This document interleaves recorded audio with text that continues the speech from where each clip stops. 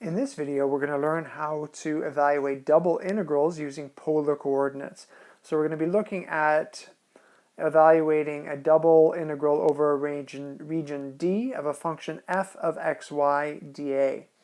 And using rectangular coordinates, we had learned to do this if we use D as the rectangle, B cross CD, then we had the integral, an iterated integral, the integral from C to D of the integral from A to B of f of xy dx dy, and Fubini's theorem told us we could actually do it dy dx and they would be equal, and we also saw how to evaluate an integral like this when D wasn't a rectangle but a general region.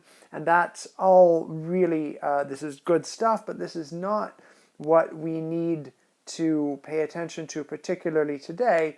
What we want to see is how to visualize this dA becoming dx dy, and then to translate that visualization into a polar situation. So if we imagine dA meaning a little bit of area, so if we're in rectangular coordinates, a little bit of area can be visualized as a little rectangle.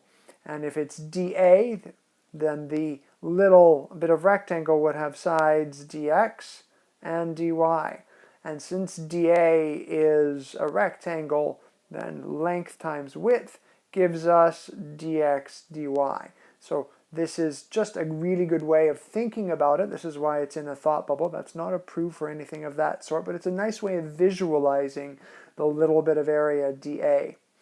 So what if we want to then evaluate the same kind of integral, the integral over a region D of f of xy dA, the double integral, but this time we want to do it in polar coordinates. So how are we going to switch over to visualize this, this integral in polar coordinates? Well, we know formulas, right? We know formulas to change the x and y into r and theta. But how do we deal with dA? If we try and go by brute force and calculate, well, what the differential dx equals and what the differential dy equals, and then we try and multiply them together, we are going to get into a lot of messiness right away.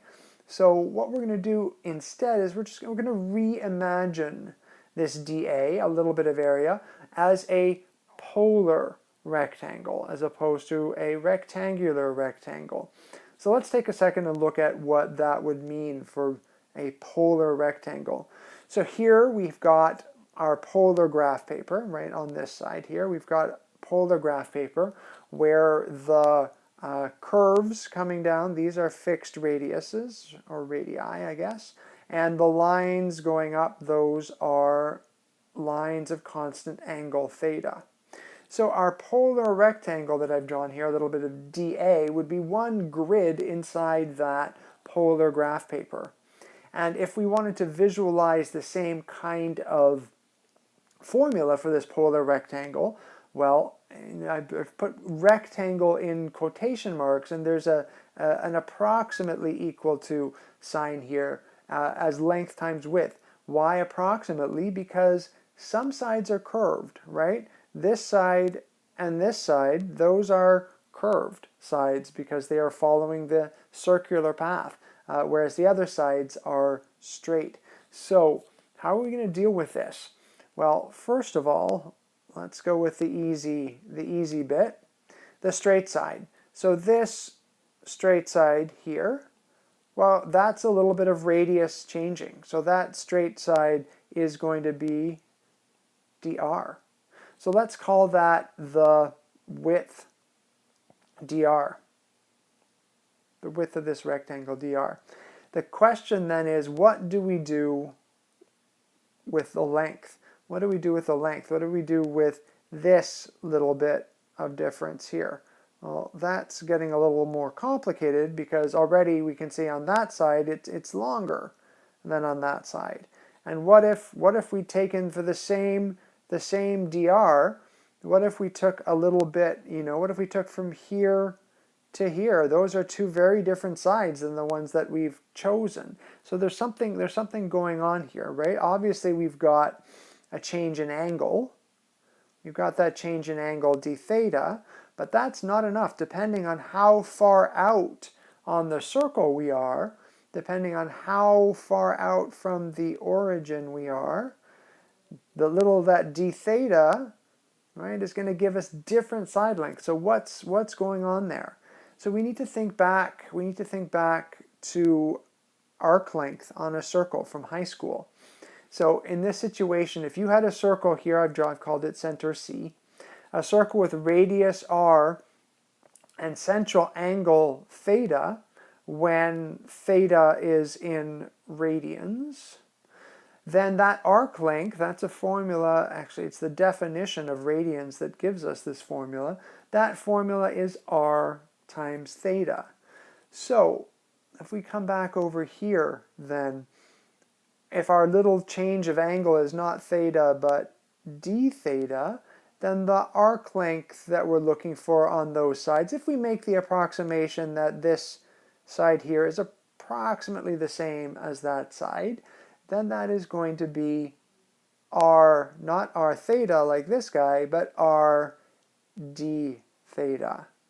So if we take that as our length, instead of here, this question mark, r d theta, well then having this backwards r d theta dr, that doesn't make a whole lot of sense.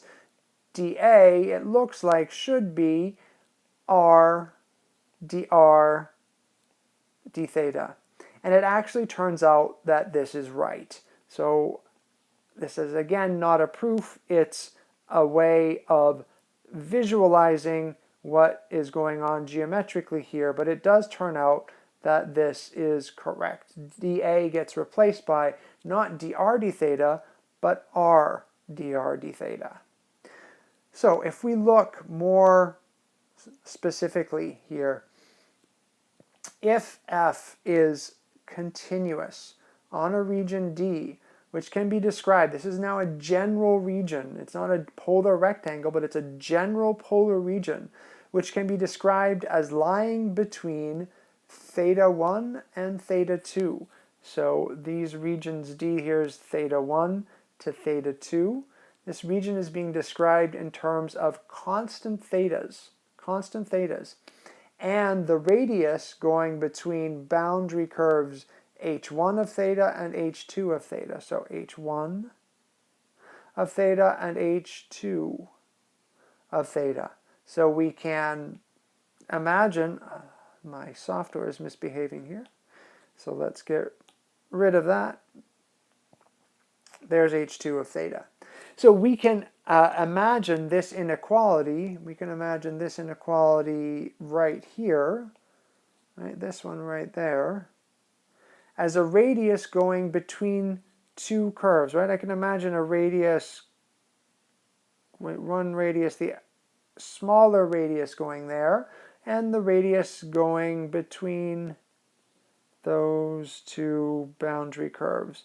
So the radius that I'm looking for, right, is actually this radius here. This is probably the one that I should draw in dotted lines, so that the radius goes from the lower, or the inner, I should say, it's the inner boundary, h1 of theta, to the outer boundary, h2 of theta. And we're remembering that in polar coordinates we write r as a function of theta, and so r is also h2 of theta.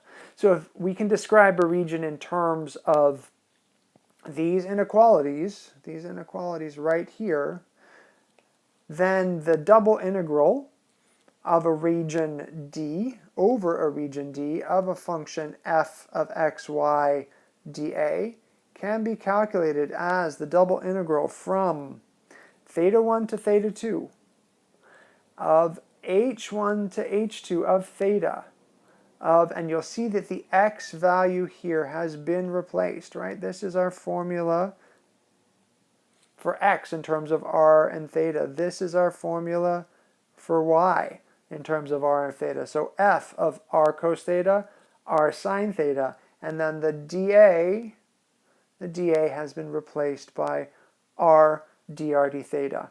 And you will see one of my old math teachers, one of my mentors, used to call this a gift. This r, this extra r right here, right? She would call that a gift of the gods, a gift of the mathematical gods, and we'll see why when we do an example with this extra r that pops out in polar coordinates, how it can facilitate some integrals.